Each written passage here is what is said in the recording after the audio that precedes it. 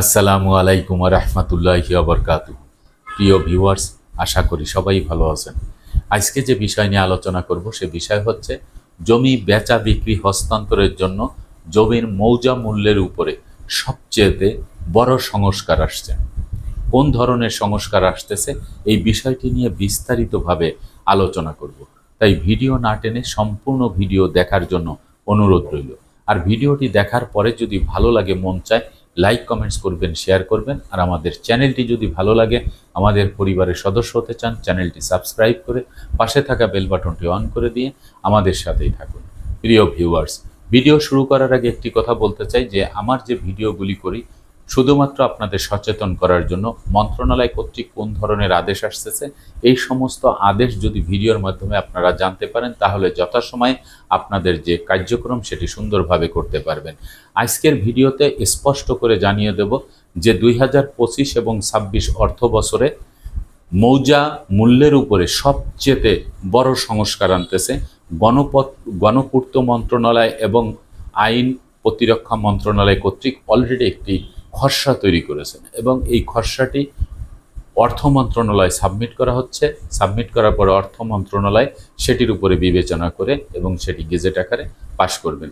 এখন এই যে আমরা পূর্বে বা বর্তমান যে জমি রেজিস্ট্রি করে থাকি, হেবা দলিল, দান দলিল, সাবকবলা দলিল, আওয়াজ বদল দলিল, এই যে দলিল যে করে থাকি, এই দলিল করার সময় আমাদের কিন্তু সরকারের যে ফি বা সার্ভিস চার্জ সেটি কিন্তু জমা দিতে হয়। এই সার্ভিস চার্জের মধ্যে কিন্তু মূসক ফি আছে, আয়কর ফি আছে, তারপরে স্থানীয় সরকারের কিছু ফি আছে, তারপরে জমি রেজিস্ট্রি ফি আছে। এই সকল ফি কমায় আনা যাবে কিনা, কমায় আনবেন কিনা, বা এর আরও বাড়বে কিনা এবং কিভাবে এটি করা হচ্ছে এই বিষয়টি নিয়েই কিন্তু আজকে কথা বলবো। যে গেজেটের যে খসড়াটি, সেই খসড়া থেকে আমি দু একটি বিষয় আপনাদেরকে দেখে বলে দিচ্ছি। মৌজা মূল্যের উপরে সবচেয়ে বড় সংস্কার আসছে। কর ফাঁকি প্রতিরোধে আগামী 2025-26 অর্থ বছরের বাজেটে জমির মৌজা মূল্য নির্ধারণে আনা হচ্ছে বড় ধরনের সংস্কার। বিদ্যমান মৌজার মূল্য তুলে দিয়ে জমির প্রকৃত মূল্য নির্ধারণ করা হবে বাজার ভিত্তিক। অর্থাৎ আমরা বর্তমানে যে মৌজা রেট আছে, আপনারা দেখবেন যে যখনই আপনি যেই এলাকায় যেই মৌজার সম্পত্তি আপনি রেজিস্ট্রি করতে যাবেন তখনই ওই মৌজা রেট, বাজারে সম্পত্তি বিক্রি হয় 10 লক্ষ টাকা শতাংশ, মৌজা রেট আছে সেখানে 5 লক্ষ টাকা শতাংশ। আমরা কিন্তু সেই 5 লক্ষ টাকা শতাংশ ধরে আমরা ব্যাংকে কিন্তু চালানের মাধ্যমে টাকা জমা দিয়ে থাকি। এখানে বলা হয়েছে যে এখন বাজার ভিত্তিক মূল্য ধরে তারপরে ফি নির্ধারণ করা হবে। বিদ্যমান মৌজা মূল্য যেটি আছে সেটি তুলে দিয়ে প্রকৃত মূল্য নির্ধারণ হবে বাজার ভিত্তিক। অর্থাৎ যে দামে জমি বেচা কেনা হবে সেই দামে নিবন্ধন বা দলিল হবে। আর সেই মূল্য নির্ধারণ করবে যৌথভাবে গণপূর্ত মন্ত্রণালয়, আইন ও প্রতিরক্ষা মন্ত্রণালয়। মূল্য নির্ধারণের পাশাপাশি প্রতি বছরের হালনাগাদ করা হবে, যার তথ্য ভূমি মন্ত্রণালয় কর্তৃক ডাটাবেজে প্রকাশ পাবে। অর্থাৎ প্রতি বছর এটা কিন্তু হালনাগাদকরণ করা হবে। হালনাগাদকরণ মানে এটা বাড়তেও পারে, কমতেও পারে এবং সেটি প্রকাশ করবে ভূমি মন্ত্রণালয় কর্তৃক, এটাই কিন্তু বলা হয়েছে। এছাড়া মৌজা মূল্যের সঙ্গে হারাহারি আনুপাতিক হারে জমি রেজিস্ট্রেশন ফি, আয়কর, মূসক ও স্থানীয় সরকার সংক্রান্ত করের বিদ্যমান হার থেকে কমিয়ে আনা হচ্ছে। অর্থাৎ আমরা এখন যে মূসক ফি, তারপরে স্থানীয় সরকার সংক্রান্ত যে সকল ফি আছে, তারপরে রেজিস্ট্রেশন যে ফি আছে, এটাকে অনেক অংশে কমায় আনা হচ্ছে, এটি কিন্তু বলা হয়েছে। সংশ্লিষ্ট সূত্রে কিন্তু এটাই জানা গেছে।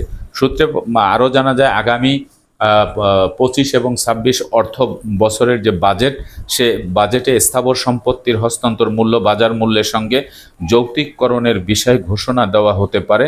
সেই লক্ষ্যে একটি নীতিমালা খসড়া প্রণয়ন করা হয়েছে জাতীয় রাজস্ব বোর্ড NBR এর মাধ্যমে। সেই খসড়া নীতিমালার উপর আজ মঙ্গলবার অর্থ মন্ত্রণালয়ের সংশ্লিষ্টদের নিয়ে বৈঠক করবেন অর্থ উপদেষ্টা ডক্টর সালেউদ্দিন আহমেদ। সেখানে নীতিমালা অনুমোদন দিতে পারেন।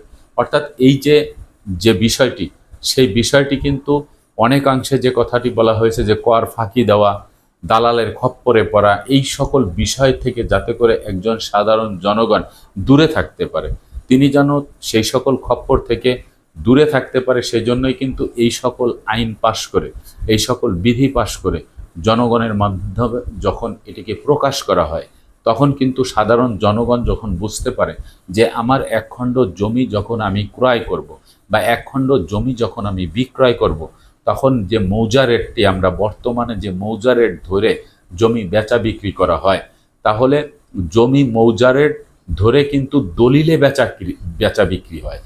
অনেকে এক খণ্ড জমির মূল্য দেখা গেছে যে 1% জমি সিটি কর্পোরেশনের ভিতরে দেখা গেছে 1.5 কোটি টাকা, 50 লক্ষ টাকা, কিন্তু সেখানে মৌজা রেট আছে 10 লক্ষ টাকা। এই যে 40 লক্ষ টাকার একটা ডিফারেন্স, এই ডিফারেন্সটা যাতে না থাকে, একজন ব্যক্তি যতটুক সম্পত্তি ক্রয় করবেন মৌজা রেট থাকবে না, মৌজা রেটে কোনো জমি বেচা বিক্রি হবে না। বাজার ভিত্তিক মূল্য নির্ধারণ করে আপনি ঠিক যতটুক সম্পত্তির মূল্য নির্ধারণ করেছেন দাতার সাথে আলাপ আলোচনা করে, যদি আপনি 1% সম্পত্তি 40 লক্ষ টাকা দিয়ে ক্রয় করেন, তাহলে ওই 40 লক্ষ টাকাই কিন্তু আপনার দলিলে লিখতে হবে। এখন মৌজা রেট লিখে আপনি কিন্তু সম্পত্তি ক্রয় করতে পারবেন না, এমনটাই কিন্তু বোঝা যাচ্ছে। এবং সেই ক্ষেত্রে আপনার যে সার্ভিস চার্জটি বেড়ে যাবে, রেজিস্ট্রি ফিটি যে বেড়ে যাবে, মূসক ফি, তারপরে আপনার অন্যান্য যে সকল ফি রয়েছে, স্থানীয় সরকার সংক্রান্ত ফি, এই সকল ফি কিন্তু কমায় আনা হচ্ছে। এইখানে কিন্তু আপনার আরও একটি সুযোগ আসবে, সেটি হচ্ছে কি সুবিধা হবে, সেটি হচ্ছে যে যখন মৌজা রেটে এক খণ্ড জমি ক্রয় করা হয়, কিন্তু জমি বাস্তবে ক্রয় করা হয় কিন্তু তার দ্বিগুণ পয়সা দিয়ে। আমি যদি উদাহরণস্বরূপ বলি যে 1% জমি আপনি 40 লক্ষ টাকা দিয়ে ক্রয় করতেছেন, কিন্তু মৌজা রেট আছে 20 লক্ষ টাকা, কিন্তু দলিলে 20 লক্ষ টাকা লিখিয়ে যখন আপনি 5 কাঠা বা 5% জমি 1 কোটি টাকা দিয়ে ক্রয় করবেন, তখন আপনার কাছ থেকে টাকা নিয়ে যাচ্ছে দাতা 2 কোটি টাকা, আর আপনি দলিলে লিখতেছেন 1 কোটি টাকা। এই যে 1 কোটি টাকার যে ডিফারেন্স, যে বৈষম্য, এর কারণে কি হয়, পার্শ্ববর্তী জমির মালিক বা যিনি সম্পত্তি বিক্রয় করেছেন তিনি তো সব জানেন, তিনি তার আত্মীয় স্বজন দিয়ে এই অগ্রক্রয় মামলা, টাকা জামানত যাকে বলা হয়, প্রিএমশন মামলা, সেটি কিন্তু দিতে পারেন। এই জন্য আমরা অনেক সময় কিন্তু সম্পত্তি ক্রয় করার সময় যেই টাকা দিয়ে সম্পত্তি ক্রয় করি তার থেকে আরও 2, 4, 5 লাখ টাকা বেশি লেখায় কিন্তু সম্পত্তি ক্রয় করি, কারণ যাতে করে পার্শ্ববর্তী বা সহশরিক যারা থাকে তারা যাতে এই সম্পত্তিটা তারা প্রিএমশন মামলা না করতে পারে, অগ্রক্রয় মামলা না করতে পারে। সেজন্যই কিন্তু অনেক সময় এই যারা সম্পত্তি ক্রয় করেন তাদের এই প্রিএমশন মামলার কারণে সম্পত্তি ছেড়ে দিতে হয়। কিন্তু আজকের যে ভিডিও, এই ভিডিওতে যেটি বলা হয়েছে যে আপনার যে মৌজা ভিত্তিক যে মূল্য, সেই মূল্যের উপরে যে সংস্কারটি আনা হচ্ছে অত্যন্ত গুরুত্বপূর্ণ।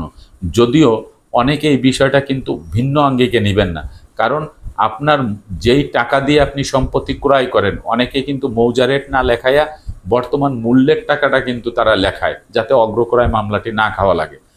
কিন্তু যদি এটা বাধ্যতামূলক হয়ে যায় যে মৌজা মূল্যটা থাকবে না, বাজার ভিত্তিক বেচা কেনা হবে, বাজার ভিত্তিক যে মূল্য, যেটা আপনি বেচা কেনায় যে মূল্যটা, সেই মূল্যটা লিখবেন, এতে কি হবে, অগ্রক্রয় মামলাটি কিন্তু কমে আসবে। আবার এখানে আরও বলা হয়েছে যে মূসক ফি, রেজিস্ট্রি ফি, আপনার স্থানীয় সরকার ফি যা যা আছে, এই সকল ফিও কিন্তু কমায় আনা হচ্ছে, কারণ জমির মূল্য যেহেতু বাড়তি, সেহেতু রেজিস্ট্রেশন ফিটা যাতে একটু কমে আসে, সেজন্যই কিন্তু বলা হয়েছে। আশা করি বিষয়টি বুঝতে পেরেছেন। আজকের মতো ভিডিওটি এখানে শেষ করব, আগামীতে দেখা হবে অন্য কোনো ভিডিও নিয়ে। সে পর্যন্ত সবাই ভালো থাকবেন, সুস্থ থাকবেন, আর আমার জন্য দোয়া করবেন। আল্লাহ হাফেজ।